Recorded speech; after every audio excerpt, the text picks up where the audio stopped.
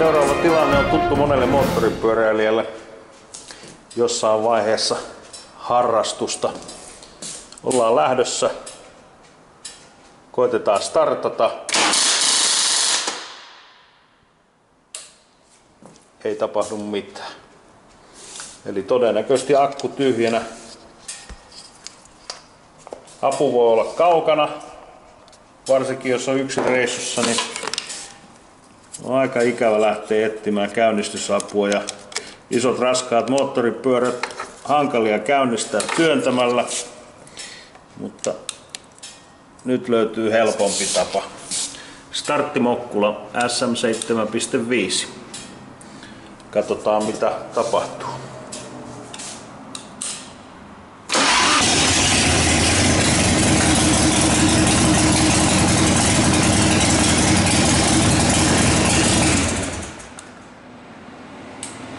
Moottori käynnistyy vaivatta. Mallisarjan pienin starttimokkula SM7.5 on kyllä todella pieni. Johdot irrotettuna mahtuu vaikka povitaskuun. Painaa noin 200 grammaa. Erittäin pieni ja näppärä. Lisäksi sillä voi ladata esimerkiksi kännykän tai tabletin MP3, MP4 soittimen tai jonkun muun vastaavan. Painaa noin 200 grammaa. Erittäin kätevä laite. Lisäksi siitä löytyy myös